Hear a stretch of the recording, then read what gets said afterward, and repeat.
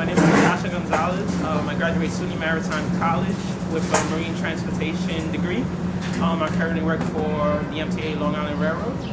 And my professional experience for salsa? Yes. Yes. I started dancing when I was a little kid. I danced for a few years, and then there was a big, huge gap between dancing as a child and dancing as an adult. I believe it was a 12-year gap. And I used to dance with the Side Street Kids. And when I came back, we didn't do no partner work or no type of spinning. It was more just shines, which is footwork. Okay. And when I came back, I had lost a tremendous amount of weight. I had lost around 60 pounds. I said, I'm ready to go back to dance class. And I joined the Lorenz Latin Dance Studio, the Bronx chapter. And I started my journey like 3 years ago. And that's where I am right now. I got put after about 9 months. They put me on semi-pro team for the Bronx. And then I got put on the pro team, which was Latin Fury at the time, for the Bronx chapter. And that's my professional experience. I haven't taught. I used to teach shines when I was a little kid, but it was to children. I haven't taught as an adult.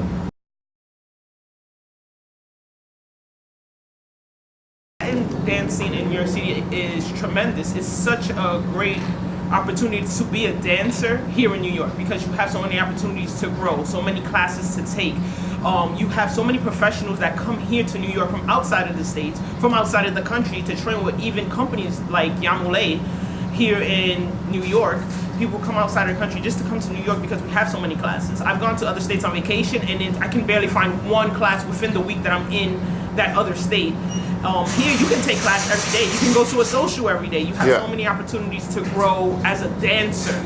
I think the New York scene is, like I said, tremendous. It's amazing how many talented dancers we have, how many talented instructors we have, how many companies we have in general here in New York.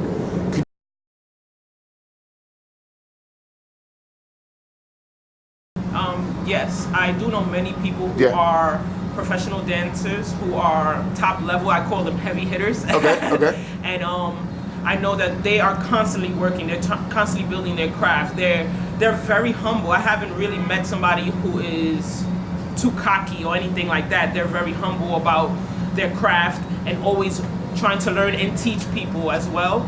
I think it's very tough industry, especially the Latin dance industry. Sometimes even more as a woman, trying to branch out. Like I give a lot of credit to Melanie Mercedes, Delia, Maria Ramos. These are women who are powerhouses here in the New York area and also United States and international, and they weren't afraid to step out of the box and do their own thing, become a soloist, and then just branch out and try to make their own groups and their own classes. So I have a lot of respect for that. And it's really, when it comes to performing, the big thing is, as a professional, what I see is that it's consistency, and they're always practicing and they're always working as hard as possible to build their craft, and it's very hard. A lot of my friends who are actually pro, they're always flying here, there. It's a lot of time, and then you have to practice, and then you have to work out, and all these other aspects of dancing that becomes a professional dancer.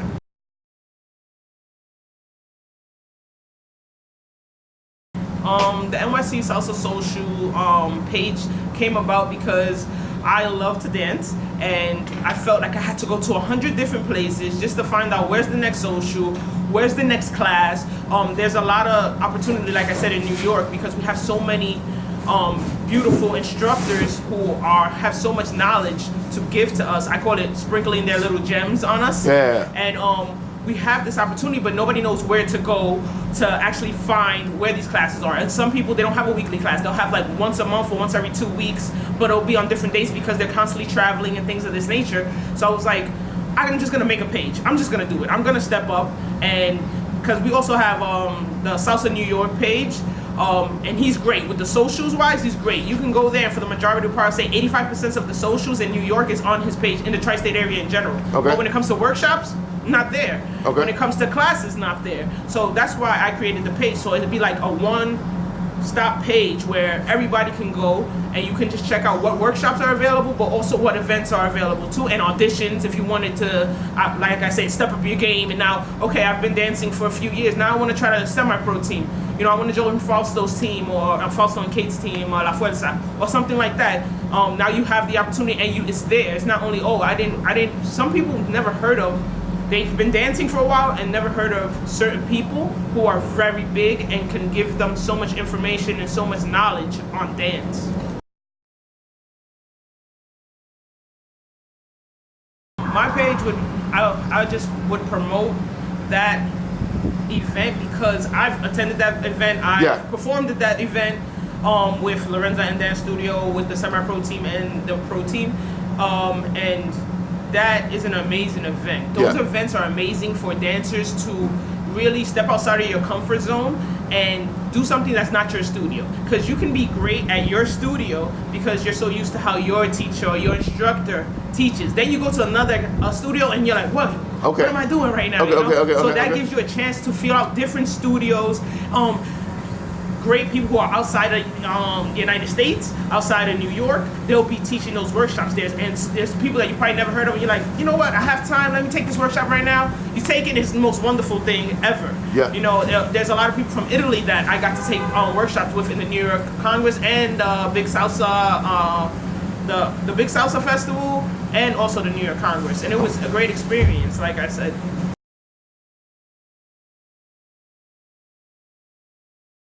When I started out in the page, the NYC Salsa Socials, what I did was follow everybody who I knew who were top-notch people, like Carell Flores, Delia. I followed all those people, and then they also have little groups and projects that they have. So then I followed the people within their projects, which happen to be people who actually instruct, which I didn't know at the time. And then events-wise, I'll hit up a company. As soon as I find out about a company, I hit up the company, I tell them, just send me a flyer, you know, if you have any big events coming up that you would like other people besides the people within your company to attend. And they send me the flyers. I use Salsa, New York Salsa, the Salsa calendar.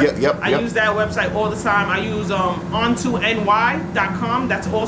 He also has workshops on there, but it's not all the workshops. It's very limited, the workshop. He has more socials on there, but I believe you can just put it on there yourself. Like, you don't necessarily have to contact him. I think that's how it works anyway. Okay.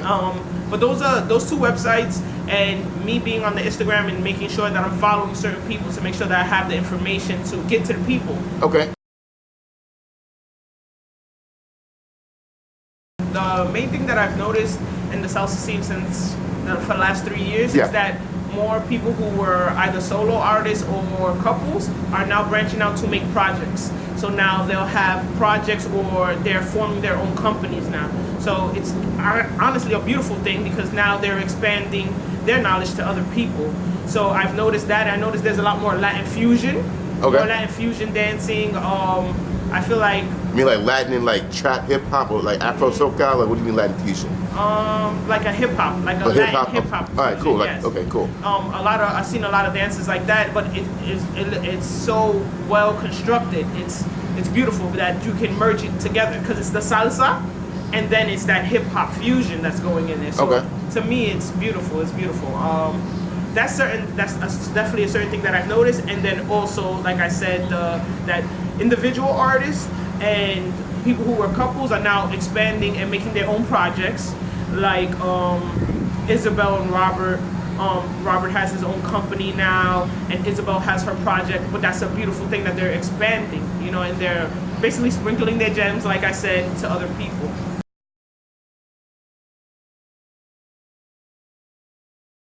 Like the Rumba project was the Zelia project, or the Isabel Dance project. It's just they select people. They usually have an audition, and then they select those people, and they'll make a dance routine. And usually those people will continue with them, and the project is usually like their little company. Okay. Pretty much, that's my understanding.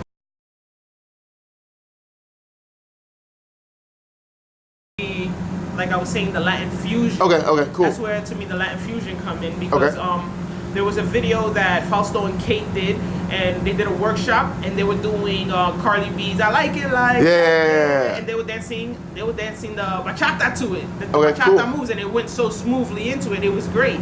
So you can, I think it complements it. It's not a competition. It complements it, and there's certain artists out there, dance artists, that know how to manipulate it where it still hits the salsa or the bachata scene. And so it's beautiful. It's a beautiful thing. I think the Latin scene is just expanding. It's not, I don't think that anything is gonna hinder salsa. Salsa's always gonna be.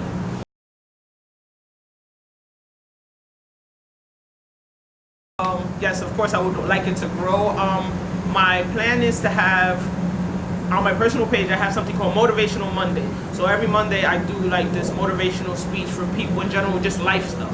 What I want to do now for my salsa page is make a motivational monthly thing, and I'm gonna basically zoom in, should I say, on one artist for the month, and then every Monday I'll have her or him where they actually have some type of question that they answer, and then display them as dancers as well. Okay. So to talk about their challenges within the industry, their advice to people, and then show their actual dancing every week on Monday, plus whatever question that I had them answer for that week. So it would bring more people in to see artists in a more, to me, vulnerable type of way. Not just like a lot of us, of course, they're on pedestals, right?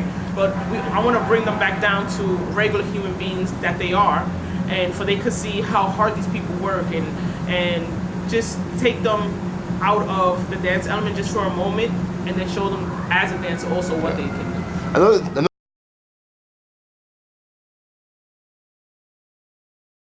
they do like interviews with salsa artists, and they feature salsa artists. I know of them with their Instagram, and I know they have podcasts and things like that. Cool.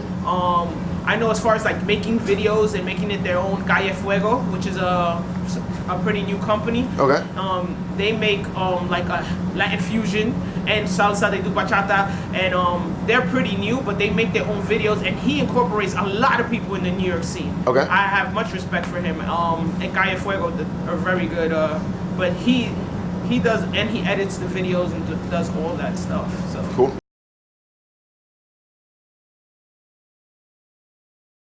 And bachata, I think it would have got too long. For sure. I'm not gonna lie, I think it's gonna get too long. But usually, just like salsa New York calendar, it says salsa on there, but it's really salsa bachata. Any type of Latin, situation, you're gonna promote it. That's what I do. As long as you're in the New York area, I try to keep it in the New York area. I'm not gonna promote people in Florida. You know what I mean? If they're coming to New York. If anybody's coming to New York, I'm promoting you. That's not a problem. But I try to keep it where the people in New York knows what's going on in New York. I feel like it would be too much if I start promoting people all over the United States. I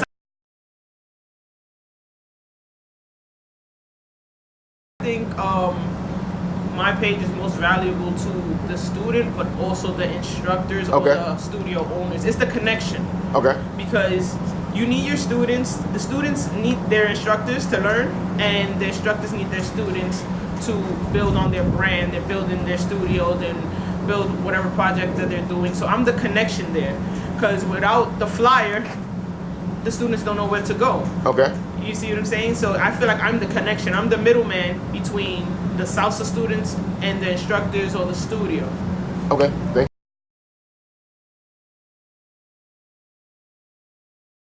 Flyers as well. Cool. What happens is that sometimes people they'll put the information in the story, have no flyers, and they'll actually teach every week. So why you didn't make a flyer? So sometimes I just volunteer, and I'll hit them up like, I know you have a class, I see you don't have a flyer, would you like me to make a flyer? It's not a big issue, I can do it really quick. And they'll say yes. I've never had anybody tell me no. And then I put it on my page. It just looks better when there's a flyer for it, where if you put it in your stories, it's great, the words, but the flyer just, to me, it grasps the attention. I just use Instagram. How about that? Really cool. I do need to, I think I need to start taking like a Photoshop class, because I do want to make videos, like I was saying, and I want to learn that aspect. So. Cool.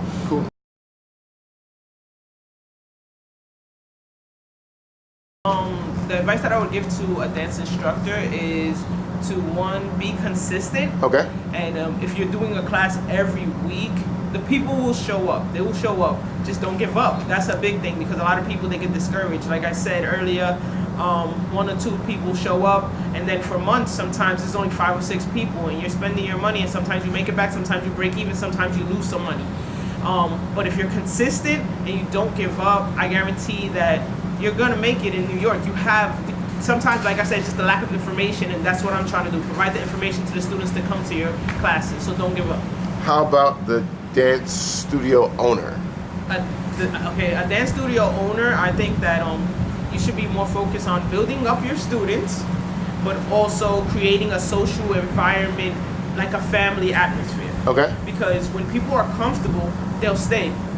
People are uncomfortable, or people feel like it's too hard. You have to just have this. I always tell people, don't give up and be consistent, and you'll get it. You know what I'm saying? Because dancing is a constant building process, just like life. So if you keep coming, you know, you'll get it. So as a studio owner, you have to make that one of your priorities, this comfortability factor, that your students will want to come back. And if you could throw a few socials so they could practice all the moves that they actually learned, that would be great. You Cool, know? So, cool. And lastly, a dancer. A dancer, my biggest advice is just keep coming back. Okay. Even if it's hard. Just keep coming back.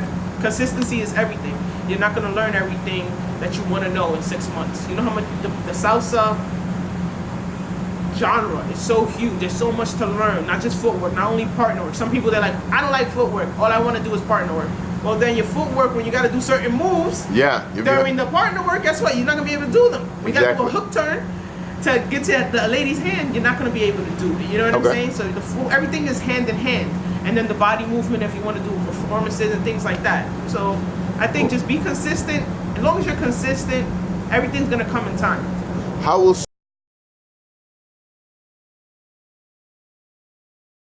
There's no end to salsa. I think it's always building. There's always something new. There's always new companies. There's always new instructors. There's always people who get inspired by other people, so they keep going, and they want to be instructors, and they want to be great dancers and great performers. So I think the salsa scene is always inspiring each other. Will fusion be a part of the salsa scene in 5 years? Is it a fad right now, or is it here to stay? The salsa fusion. I think salsa fusion is here to stay. I think Why is that? Salsa fusion is here to stay because it's something so different, and I think when people want to branch out, this is where they're going to step out to. Like even bachata, I see it going fusion too. There's so many songs I've heard Ride and Dirty, you know, so they did Ride and Dirty. I heard that in bachata. I was like, what? You know? Cool. And that's technically a fusion, you know what I mean? Because it's a hip hop song, but it's turned into bachata. So I think fusion's here to stay. Okay.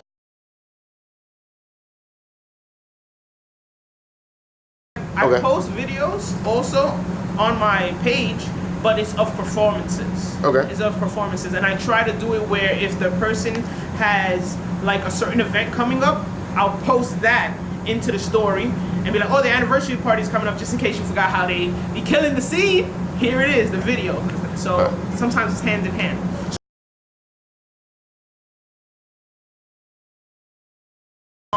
How they could help me to promote my page, just like I promote their page. Like, oh, if you need anything from workshops to events to classes, just go to NYC Salsa Social _ and which happened actually. Melanie Mercedes, when I first started, she promoted my page, and my page went from like, I think I had 50 followers to 500 followers. Wow. With her one, because you know she was on So You Think You Can Dance and things like that. She's actually one of my friends, and she doesn't know I run the page. So she did that without knowing who I was, and that helped me tremendously, because after that it just kept building,